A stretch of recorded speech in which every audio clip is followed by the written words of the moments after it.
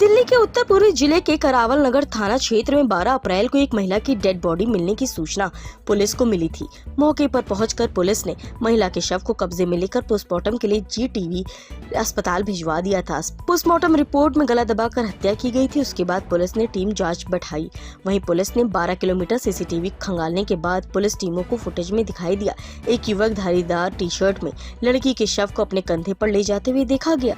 Police ने CCTV footage के आधार पर आरोपी की पहचान विनीत और उसकी बहन पारुल के रूप में की। वहीं मृतक लड़की की पहचान रोहिना नाज उर्फ माही के रूप में हुई, जो कि विनीत के साथ शादरा जिले के फर्श बाजार इलाके में लिव इन रिलेशनशिप में रह रही थी। 2019 में विनीत मर्डर के एक मामले में जेल चला गया था। वहीं सितंबर 2022 में जेल से बाहर आया, जिसके बाद माही ने शादी का दबाव बनाना शुरू कर दिया।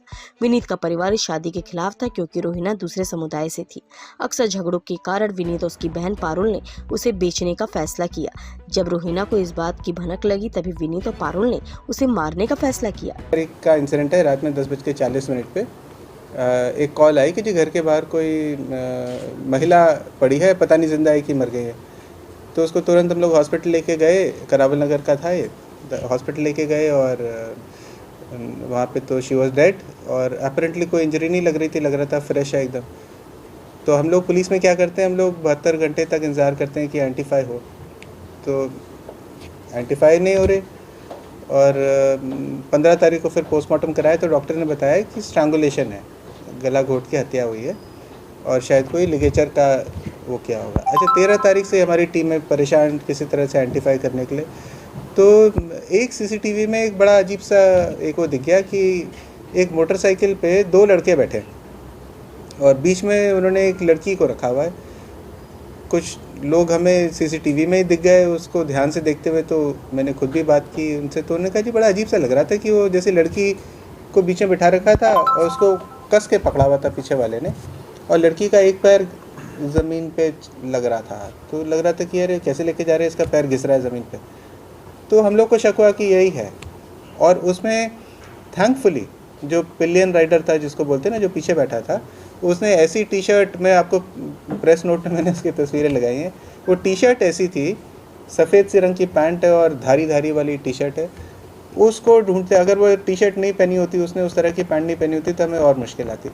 तो टीम ने कितनी मेहनत की पूरे दिन, और आप अंदाज़ा लगा सकते हो कि हर चौराहे पे जाके सिर खुजाने वाली बात होती थी कि यार कौन से रास्ते से गए होंगे। और फिर आप दोबारा से सारे सीसीटीवी खंगालो और फिर देखो कि कौन से रास्ते से गए। तो बैक ट्रैक करते करते करते करते करते करते फाइनली कल ये टीम हमारी पहुंची है तेलीवाड़ा नाम की एक जगह है फर्श बाज़ार में, वहाँ पे। और वहाँ जाके फिर आइडेंटिफाई हुआ है, लड़की को आइडेंटिफाई किया।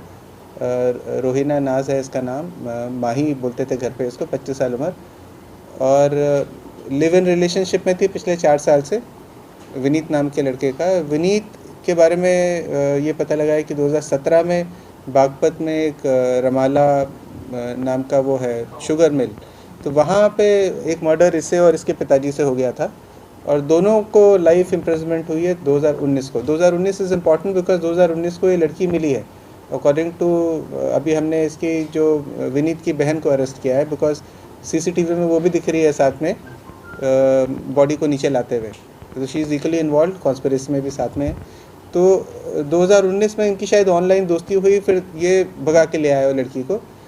अब मुश्किल क्या हो गई कि दोनों अलग अलग कम्युनिटी के हो गए, तो परिवार थोड़े से रूढ़िवादी, तो वो एक्सेप्ट नहीं कर रहे थे। इनका जो परिवार है ककड़ीपुर गांव है बागपत में, वहाँ इनकी एक्सटेंडेड फैमिली रहती है। तो परिवार, इनके 10-12 बीघा ज़मीन भी है, खेती वगैरह करते हैं। परिवार was not happy with the thing और 2019 में इनको बाप बेटे को सज़ा हो गई, तो ये भाई साहब चले गए जेल, दोनों बाप बेटा। तो ये अभी विनीत निकला है नवंबर 2022 को बाहर, और बाहर आया तो लड़की जो थी ये रोहिना, ये इसके बहन के साथ ही, पारुल के साथ ही रह रही थी यहाँ। बाहर आया तो नेचुरली फिर उसने कहा कि अब तो शादी कर ले, अब तो तू आ गया बाहर। तो वही शादी की उसमें चलते चलते फिर बीच में इन लोग शादी के लिए परिवार वाले तैयार नहीं हो रहे थे।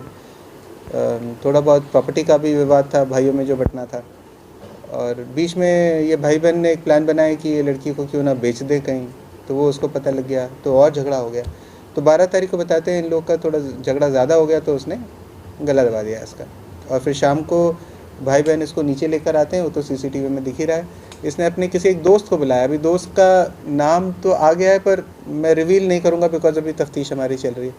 तो उसको मोटरसाइकिल पे बिठा के और फिर ये घुमाते यहाँ बॉडी अंधेरे में फेंक के गए। अब हमने पारुल को पकड़ लिया है। पारुल 29 साल की है। उसे 1 साल छोटा है विनीत, 28 साल का। और उसने बताया कि कैसे किया और कैसे दीवान में पूरे दिन छुपा के रखा। पहले इनका जो फ्रंट रूम है, ड्राइंग रूम, उसमें एक बड़ा सा दीवान है, दीवान के बाईं तरफ हिस्से में, वहाँ उसको छुपा के रखा हुआ था। और फिर शाम को निकाला और कैसे इसको लेके गए, रास्ता बीच में ये लोग पतली पतली गलियों से निकल के और फिर जाके बॉडी को उन्होंने फेंका। टॉप स्टोरी ब्यूरो के लिए दिल्ली से रवि डालमिया की रिपोर्ट।